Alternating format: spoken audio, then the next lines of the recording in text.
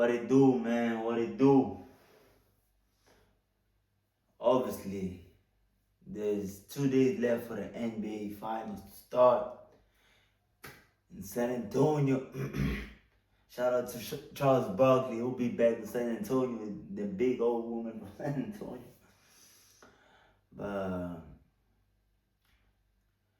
and I mean this OKC series, I previewed San Antonio was gonna get to the finals the whole time.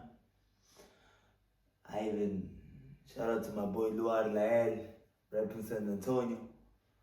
But yo,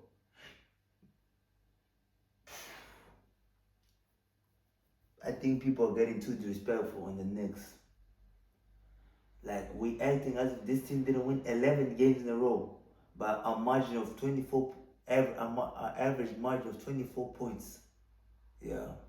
This team closed out Atlanta by 51 points. Closed out Philadelphia by 40 points. Cleveland by 40 points.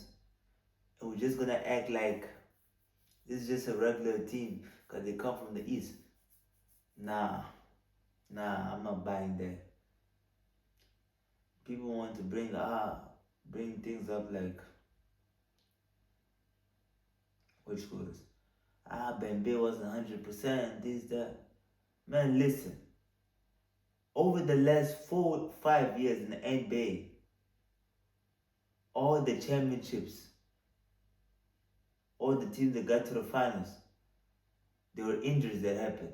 When I go back to 2020, the Lakers played against a Miami with no Bam Adebayo, and I think Tyler Hero also missed a few games. Then you go to the next year, 2021. The Lakers got injured, the Suns got to the finals. Kawhi got injured, the team the Suns played got to the finals 2022. What happened? That Memphis team was clicking. Ja gets injured against the Golden State. We can also go to 2023. And I mean, Boston played against a Milwaukee team with no Chris Middleton, basically. Then you want to go 2023.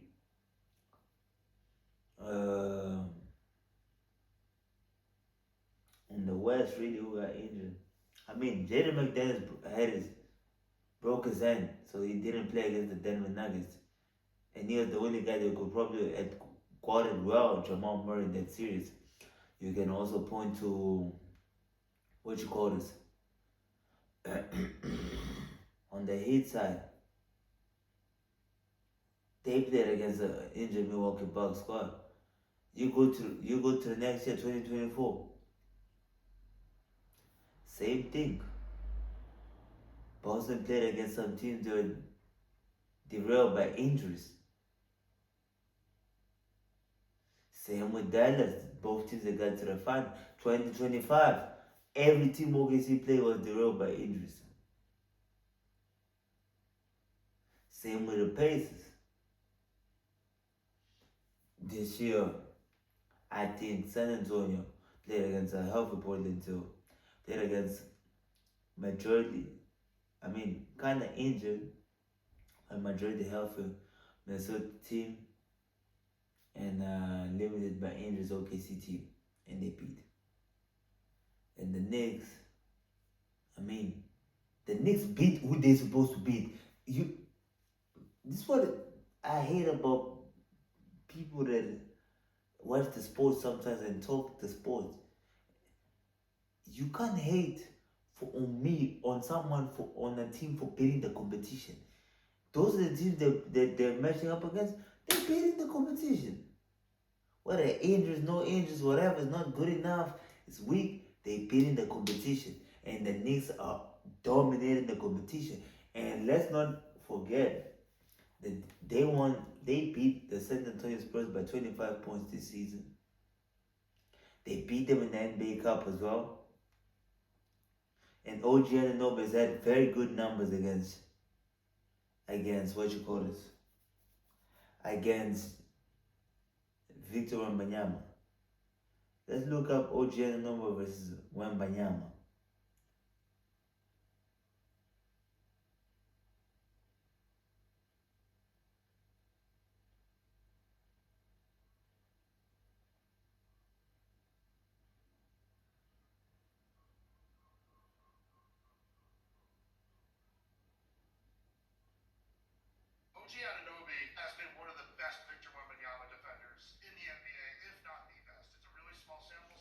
Let me watch this video real quick.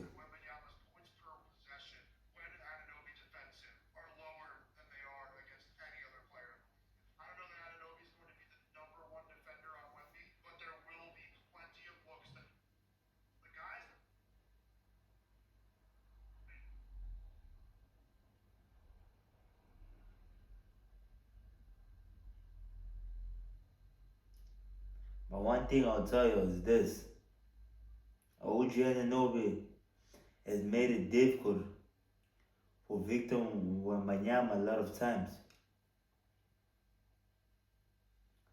I mean, this season,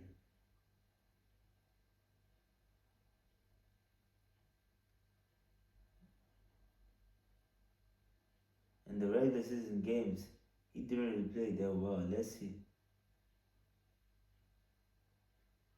this next.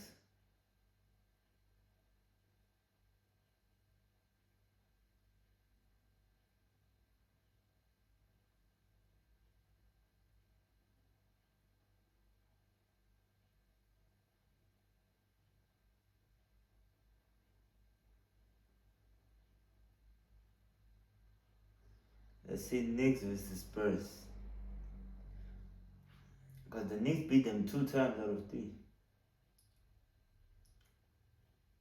Oh,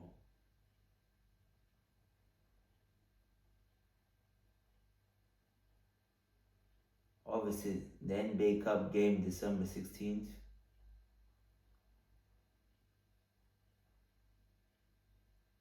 Which OG Anunoby was the leading scorer,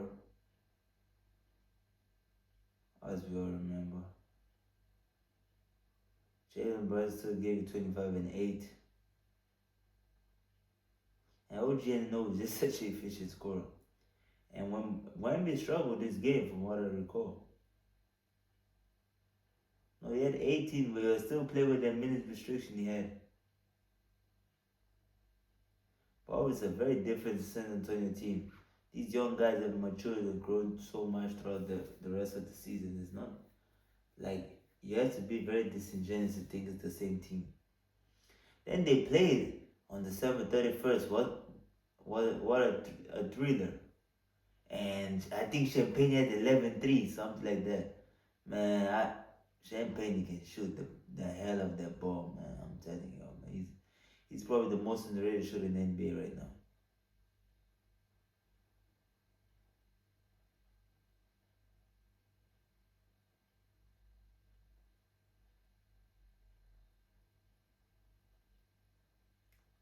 I see the stats for Knicks.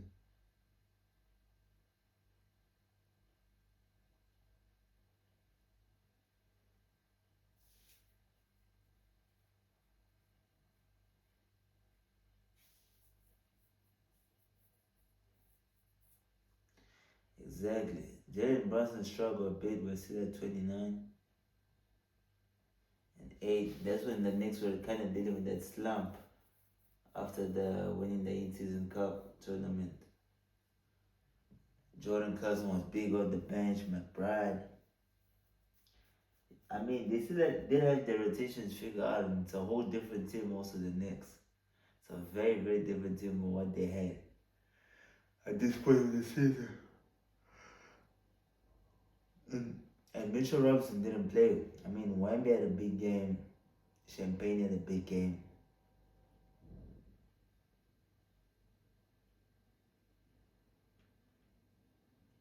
But if you want to give a fair assessment, it's the last game, the one that happened recently.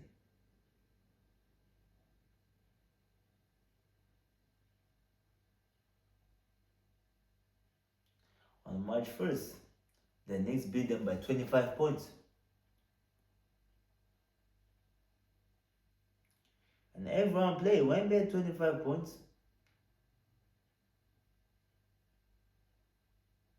He had 7 turnovers. Like the thing I'm telling you, like he really struggled against this Knicks team.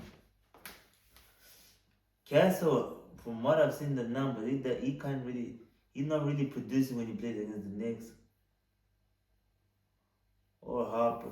Because people forget, yo, man. OG Anunoby, Josh Hart, and Bridges, these are really, really good defenders, man. And then you got McBride off the bench, he's a pass. Wholesale variety, you got Landry Shaman. The Knicks got defenders, yo. And Mitchell Robinson can really switch well on Wemby. Cat got the size. So the Knicks can really play defense on Wemby. Obviously, the only person that the Spurs can exploit on defense is Jalen Brunson due to his size. But I've seen him repeatedly how they scheme so well there, how they protect him so well, and that I don't think that's gonna be an issue like a lot of people are saying. The only person that was concerning me going to the playoff was Cat. His discipline, his tendency to foul, do erratic stuff on defense, but he's been very disciplined and good on defense this postseason. So if things continue as we've seen so far, the evidence here, I got the Knicks winning in 6. Yes, I said it. New York is winning this series, man. And Jalen Brunson gonna be the Finals MVP. And it's time for a lot of these lazy media, lazy media casuals to change the whole discourse. Cause I was watching what you call it To the Bar podcast. Shout out to the Bar podcast, really dope podcast, but they tripping. You telling me Kevin Durant they can't get out of the first round? Ain't haven't done nothing in the playoffs good over the last 6 years. 5, 6 years. Y'all mean to tell him he better than Jalen Brunson? In what world? You put Jalen Brunson in that Rockets team.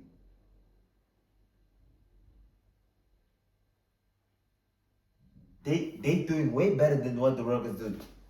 They going to a game. They beat us. They going to a game 7 against the Lakers. They what? But okay, I'll give you that. Okay, KD didn't really play, so they wouldn't have those point guard issues.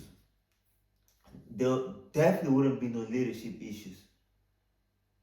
Man, I'm tired, bro. Like they were saying, Kyrie is better. I'm sorry. The only problem is that Jalen Brunson has done this for long enough yet. But Jalen Brunson will go down as a better player than Kyrie Irving. He's done more. When given the opportunity to be the number one guy, but niggas like saying, but Kyrie was only the number one option for 2 years. And what did he do those 2 years? The 1 year, I'll give it to you. In Boston, he out before he got injured, he was competing for and he was the top MVP candidate and everything. But at the end of the day, it's it's your job as a professional to stay healthy.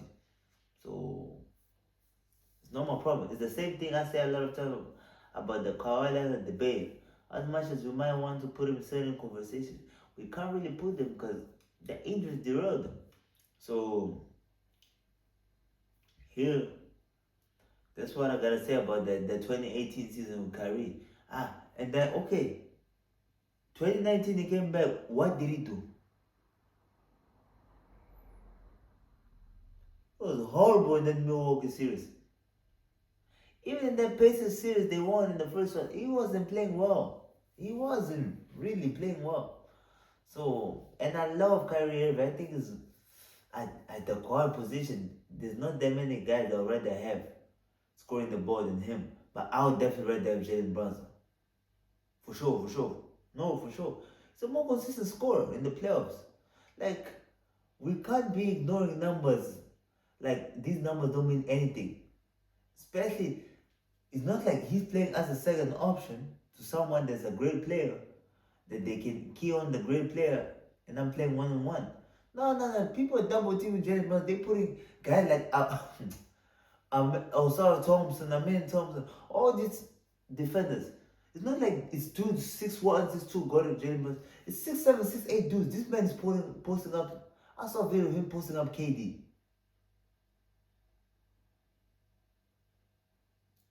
He fried Derek White and Drew Holiday against the Celtics. He fried Jalen Brown. Man, talk about Jalen. I heard them say Jalen Brown's better than. In what world Jalen Brown is better than Jalen Brunson? Y'all crazy, man. Y'all crazy. Right now in the world, there's no five players. More than five. He's at worst top 7 player in the world, man. Yes, like if you have Jalen Brunson out of your top 10 now you're just being disingenuous. And you're being lazy. And you're really not being objective. And I'm being objective. I love Kevin Durant. I mean, I'm not gonna say I love Kevin Durant. I used to love him when he played OKC. After he did that, I don't care. The weak move, man, I don't respect it. But LeBron is a top 3 player of all time, and he's so great. But at this point of his career, he's not better than Jalen Brunson, yo. He's not. He wouldn't be able to lead a team to the conference finals back to back at this point of his career. No. But he was very good and very impressive these playoffs. So don't. And the thing is this: even those guys we say they definitely better than Brunson because what they do in the regular season. What happens when we get to the playoffs when it matters? If I have an assignment, who's the first person that I know for sure is going to show up to deliver the assignment once we get to the playoff? Jalen Brunson. There's no argument here. There's no argument. I don't want to hear, hey, stop being disingenuous and watch basketball with your eyes. Every year, once we get to the playoffs, we keep saying everyone's better than Jalen Brunson until they play Jalen Brunson. Every year when we get to the playoffs, what happens? It's even when the Knicks lose in the playoffs or get in the Knicks, it's not because Jalen Brunson played well and didn't show up. They just lost because they just didn't have enough or poor strategy. But so far, I don't want to jinx this man. I haven't seen a playoff series where like someone else outplayed Jalen Brunson. They outplayed him. Never. Since I got to New York, he's never been outplayed. So let's stop here with this ingenious Jalen Brunson takes, because now we're disrespecting this man. I hear Draymond talk about, man, what is Draymond even saying, man? Draymond talks like he was the first option to go to the state team. Respect to Draymond, defensive anchor, playmaker. But Draymond, you talking like you the first option, man. You weren't even the third or fourth option. And you talking. And Draymond, there's one thing Kendrick Perkins said, and I don't even like agreeing with Kendrick Perkins, but I gotta agree with him here. Your boy Steph Curry, even though I know he should have won Finals MVP in 2020, in 2015, they did the same BS with Tatum 2 years ago. But a lot of people are saying that Steph Curry is not a 1A. Because what happened? Because we could argue that year, y'all won. Because you talk about the East this week. Y'all won, let's be honest here. Y'all won because Kyrie and Kevin Love got hurt. If Kyrie and Kevin Love got hurt, don't get hurt, LeBron is winning 2015. That man got almost the same number of Finals MVP votes as Steph Curry. And he was playing on a losing team. And the series didn't even go to 7. We saw. There was no debate there. LeBron was the best player in the world that time. There was no debate. He was killing you. He just didn't have enough. So, you wanna come here to tell me about that is your ring in 2015 as an asterisk. I'm not gonna say it's an asterisk because that's disrespectful to what y'all did. And y'all won. Y'all played against a team that was in front of y'all and y'all won. But that's what people be saying. That's Steph Curry, because Iguodala won the MVP, is not really a lead number one option, 1A superstar, even though I disagree with that. Because I'm not disingenuous like you. Then then 2016, you blew a 3-1 lead. You almost lost to OKC Thunder in the conference finals. You blew a 3-1 lead. We could argue that you all blew a 3-1 lead because of your fault, Draymond. You're so special. So, and I love Draymond Green as a player. I feel like he's a great defender, uh, hustle player, rebounder, leader, a great guy to be your teammate. He has their teammates back, but you tripping, Draymond. You tripping with this one, dog. Like you really tripping with this Jalen Brunson. He has to prove me he's a 1A. He's a 1A, man. Not, bro. Not. I don't. That's why I hate this ring culture. Cause, for example, you was arguing with Charles Barkley about legacy, man. Charles Barkley worst season in Rockets better than any of your seasons. But because Charles Barkley did as the one the ring, you on the top. He was a 1A superstar. I don't care what you say. He was a 1A superstar. Just because there's a reason why there's certain players that you see they got 4 or 5 rings. There's a lot of guys that could have won rings in LeBron James era, but they couldn't. Or in the Jordan era, but they couldn't. Or in the Kobe era, but they couldn't. In the Kobe and Tim Duncan era, they couldn't. They didn't have enough. They couldn't. They weren't good enough compared to those guys. But that doesn't mean they're not 1A superstars. If you want to go by that, so in NBA history, there's only like 10 1A superstars. 10 to 15. So I don't agree with you. Y'all gotta stop disrespecting Jalen Brunson because he's 6'2" and stuff. I feel I feel like it should be even more impressive what he's doing at 6'2". Because listen, yo, his numbers could have been way higher because he has set out a couple fourth quarters, some games he's barely playing and stuff. But I'm really looking forward for this finals. And y'all go and I know I'm not really concerned. I know Jalen Brunson's gonna prove me right. And like I told you, the Knicks are winning this one. I got the Knicks winning this one. Like the only way the Knicks don't win if De'Aaron Fox can kind of match Jalen Brunson's production. And if Castle and Vassell can cancel, if Cas, if if Fox can match Cat's production, not De'Aaron Fox, not Jalen Brunson's production, and Castle and Vassell can kind of match and Nobin Bridges' production, then we can have a conversation. But if not, got the Knicks winning since they're the more experienced squad. They've been here. They've had multiple deep playoff runs, and I trust them more. I trust their best player the most. There's no player in the NBA right now that I think should be trusted the most in clutch time with a ball in his hands. Make the right decision. I'm not even talking about scoring. The right decision than Jalen Brunson. You could put De'Aaron Fox in the category. For me, is one of the clutchest players in the league. I've over the last 5 years. But yeah, let's see what happens. And I don't want to hear people disqualify Wemby for GOAT debate because what if he doesn't win this ring? You're tripping. He's in his third season. He got to the finals. No one has ever done that as a lead guard, as a lead player in their team. So I don't want to hear this.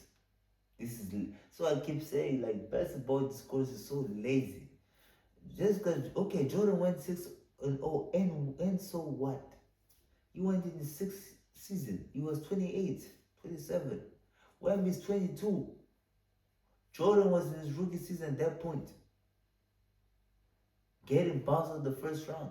Obviously, you could argue they don't have enough as a good enough supporting cast for everything. So let's not discredit what Wemby is doing if he doesn't win the ring. No, for me, what have they done so far? Wow, and they'll come back the next couple of years if they keep all egos in check and everything, bearing injuries. They can have a dynasty, literally win 6, 7 rings in a row. And so that's why I think the Knicks should definitely be locked in and ready to win this one, and especially for a guy like Jalen Brunson, because it's gonna be difficult. Because the Celtics are gonna get better. They're gonna make moves. We don't know what's gonna happen with the Bucks. The Pacers are gonna be back. So this is your shot. But yeah, man, we out, man. Hit like, comment, share, and subscribe, and we out. Like I said again, and there ain't gonna be no more videos up until the finals. And we out, yo.